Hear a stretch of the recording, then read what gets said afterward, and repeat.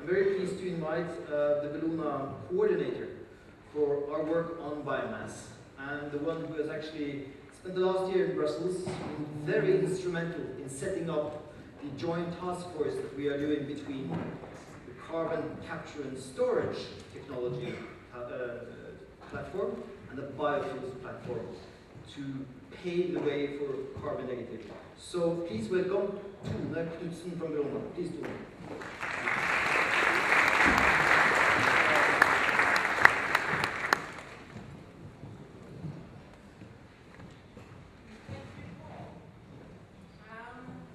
My challenge is that I have a title, negative is positive, and the rationale behind carbon negative, and I have 10 minutes. So that's my challenge. So please excuse me if I speak a little bit fast, because I have so much I want to say, but I planned it, so I think I'll try and stick to my 10 minutes.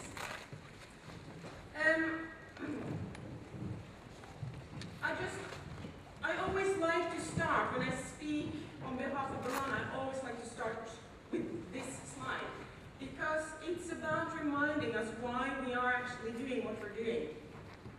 This graph is from the IPCC report 2007, and it shows that carbon emissions and the CO2 concentration in the atmosphere and the temperature was actually quite stable until pre-industrial times.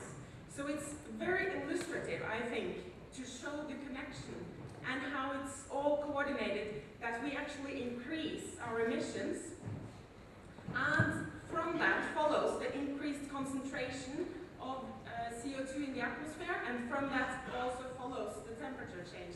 Now what the IPCC says is that in order to not have more than 2 degrees warming, we have to peak those emissions in 2015. And that's not so far from now. And this graph also shows that we already increased our temperature with 0.8 degrees. And we know that people in countries like Bangladesh, they don't question whether climate change is happening or not. They feel it every day. So this is our challenge. And that's the backdrop of why we are talking about carbon negative. Now this is another quite complicated chart, but my message from this chart is not so complicated, because the yellow and the red is emissions from energy sector. Now the whole flow chart shows where do the emissions come from globally. The clean or the energy emissions, energy and industry emissions are the yellow and the red part. And that's, well, not easy, but we have the alternatives. We just need to put them in place. So that's where clean energy is the key. Now, the green part is emissions from deforestation.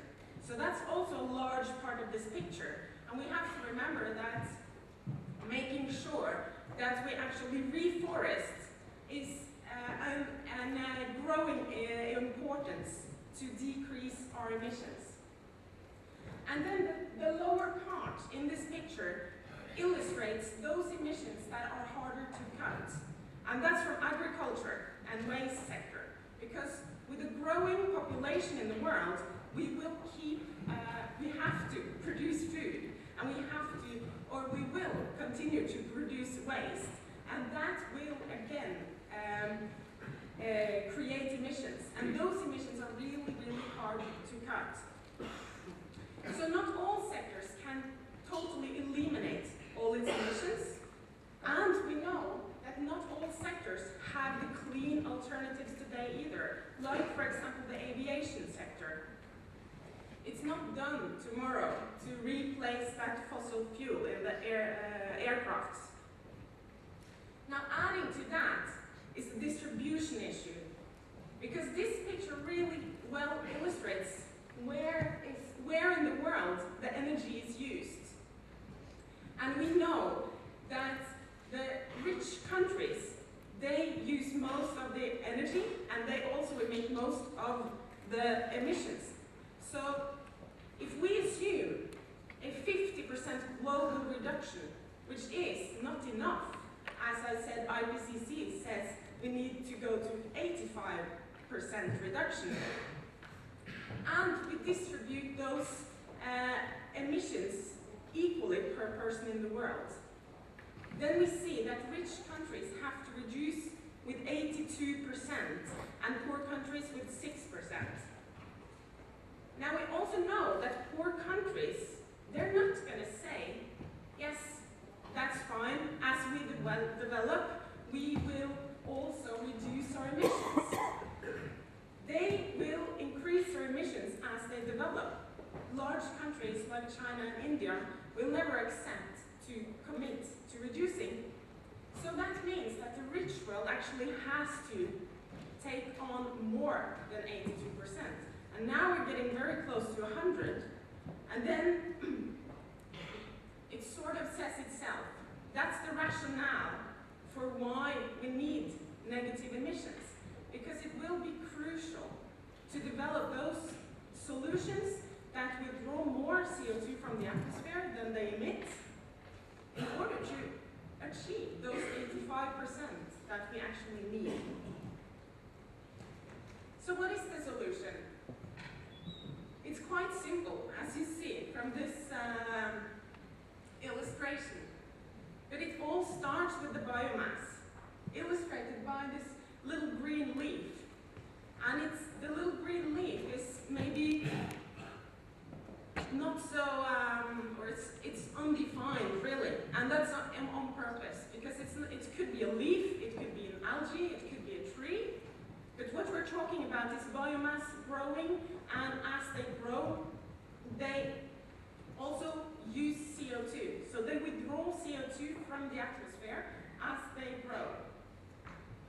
Now if we use that biomass either to replace fossil fuel, or we use it in combination with fossil fuel, we put it into plants, industrial plants producing products or energy, electricity, and we add carbon capture and storage to that technology and to that plant. And we store the CO2 underground. Then we get those products that make sure that Frederick can drive his electric car and at the same time take out more CO2 from the atmosphere than he emits. So we did the Bellona scenario already in 2008, and we turned the IPCC numbers upside down, and we tried to look at existing technologies. Do we have those solutions that we need to reach 85%? And we found four main conclusions. Lifestyle and energy efficiency is absolutely crucial. Renewable energy is necessary, and carbon capture and storage. And the fourth is that we cannot do this without much more produced sustainable biomass. And this picture is biomass under sea.